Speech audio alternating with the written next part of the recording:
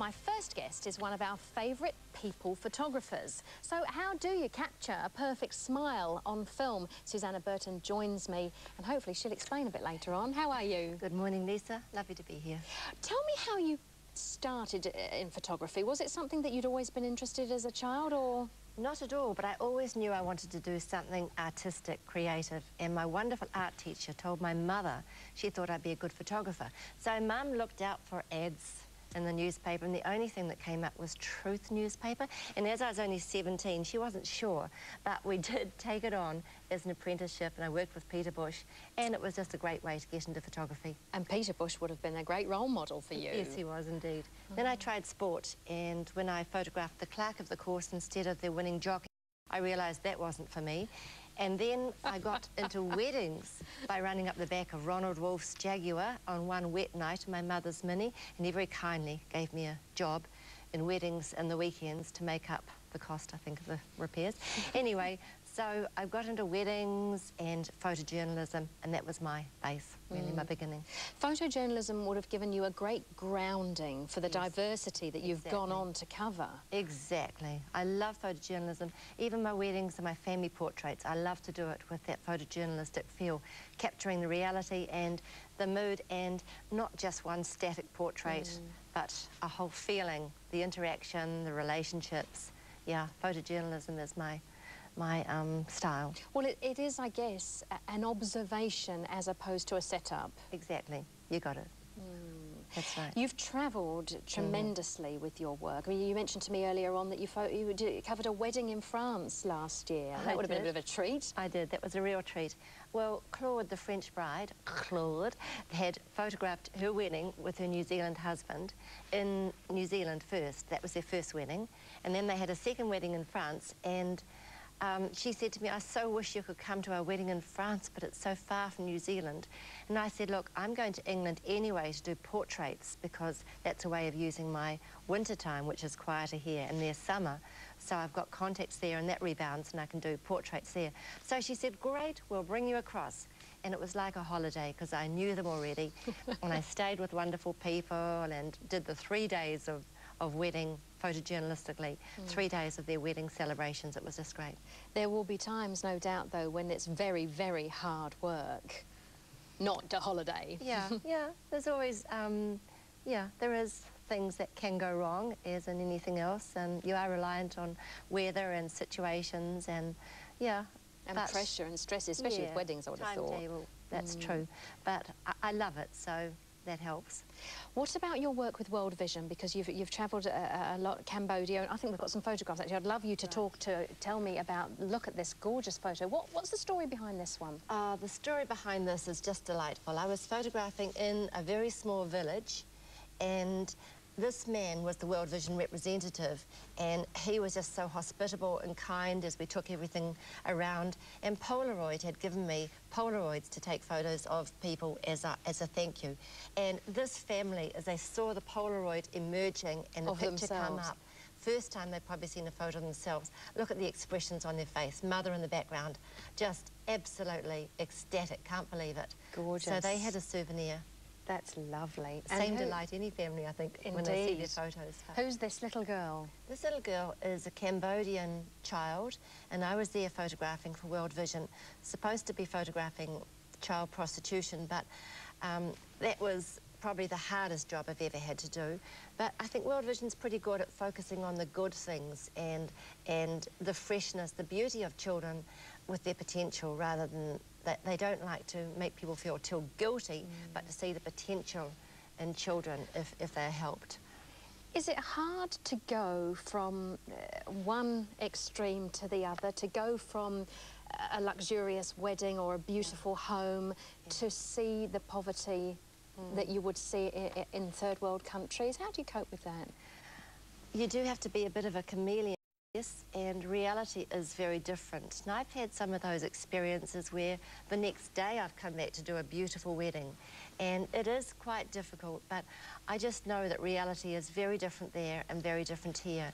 And some of it I do for my bread and butter, pay my mortgage, and some of it I do out of compassion and an opportunity to give something back from all the fun it's been to be a photographer.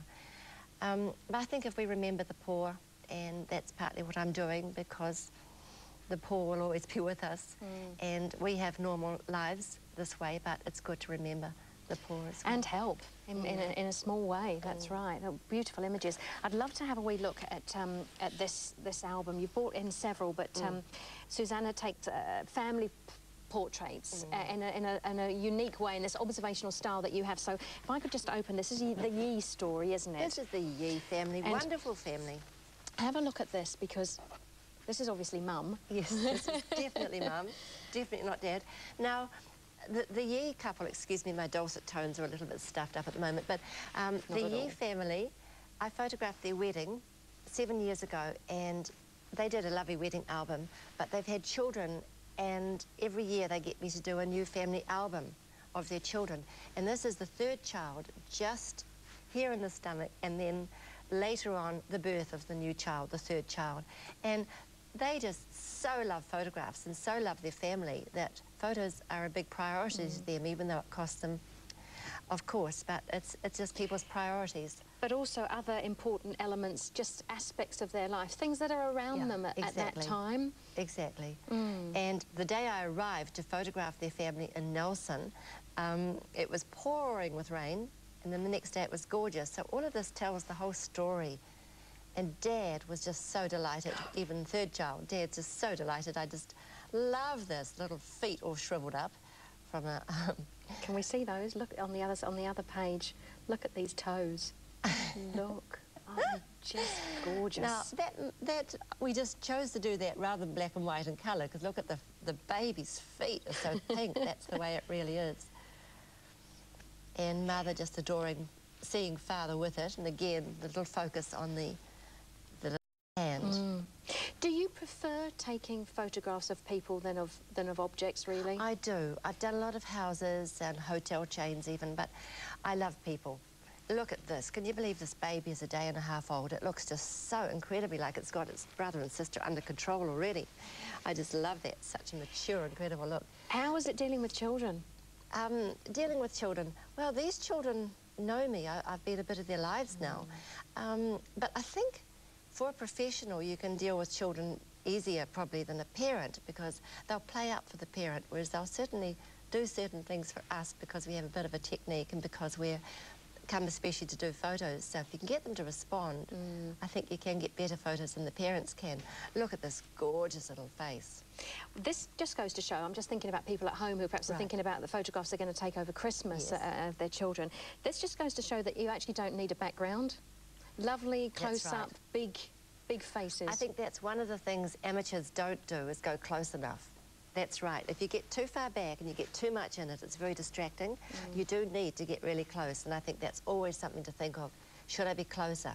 Can I cut out more background? And look at this, stuffing the food in their face. They'll love that. They'll love that picture in 10 years' time. Probably come up the 21st, poor child. I'm going to stop because we've got lots of children now, and I just wanted to have a wee look at the board here, which is another family collection. Lisa, I must say people do photograph their children when they're young and then forget about them when they're older. And I just adore the fact that the parents are friends with the children at this stage. They're very much friends before the children leave home. So I love photographing this age of children when they're teenagers. And Celia said, my boys said you're fun, and they'd never let anybody else photograph them. So I think, again, that parents probably don't have quite as much control over photographing their children as a professional. But isn't it lovely, just all the interaction? I think that's one thing I'd suggest people do more of, is capture candid moments like this kiss here. You know, he gave her a kiss and I went snap, and that's them. It's not set up. It's them. And in actual fact, a lot of the pictures that are not down the barrel, this one here, the lads here watching, obviously watching something sporty, or they're just delightful, aren't they? Well, a few tips there. Any other, very, very quickly, any other quick tips for the... Any other quick tips? Lighting is really important. Check, your lighting. I mean, if you get half sunshine coming here, it just doesn't work. Just really be conscious of your lighting as well as your composition. Getting in closer. Using a bit of flash outside. People don't know about that, but if you use a bit of flash outside, it fills in the shadows and the hollows in the eyes. But if you can afford a professional, it's even better. Yes, clearly. Thank you very much indeed for coming in and sharing some of your work with us. It's been lovely to meet you. Can I just say my website? Yes. www.susanna.co.nz. Easy one. All Susanna. Right. Thank you. Thanks, Lisa. Right then, it's time for TV Talk Back. Right now, wedding season is coming up, so how can you make sure you get amazing photos of your big day? Award-winning wedding photographer Susanna Burton is here with some tips. Susanna, welcome to the show. Thank you, Sarah. Good to see you again. Nice to see you too. I've met you on a couple of occasions at the Melbourne Cup launch. Before we get into the wedding photos, tell me just a bit about yourself. You've won a whole lot of awards and you've done much more than just wedding photography, haven't you, in your career? Oh, yes, indeed. I started on a newspaper, so I've got a bit of a photojournalistic feel. And I worked at TVNZ as a stills photographer, and then I travelled for many, many years photographing for various aid and Christian organisations. Wow. All over the third world. So, yeah, I've had a very exciting career. So you must have a lot of skills when it comes to wedding photography, because it's very much changed, hasn't it, from 20 years ago. What do people typically ask you when they get married? What kind of shots do they want? Right. People like something that looks real and natural and spontaneous. So they want someone who can make art and get beautiful portraits, but they want it to look candid.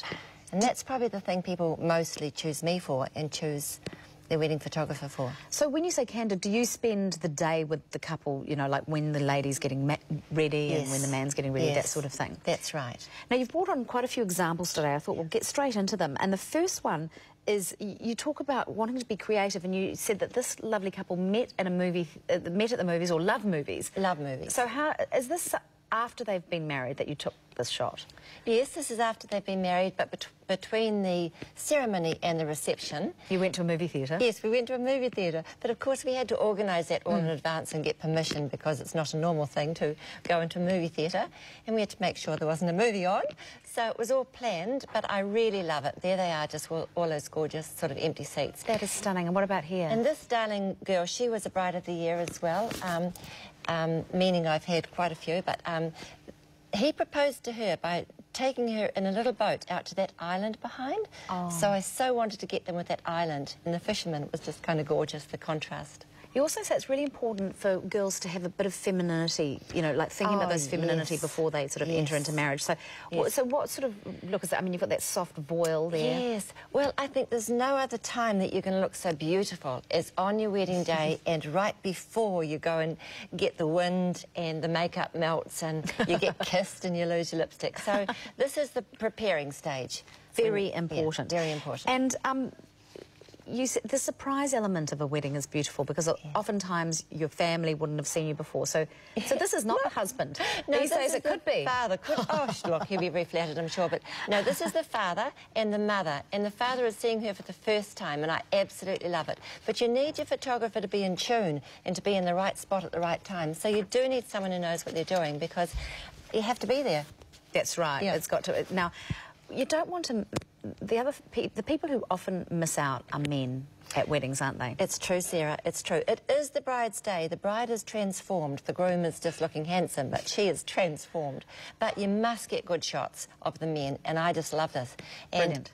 I love it, just them at the church waiting for her to come. Isn't that Aren't they gorgeous? Which one's the groom?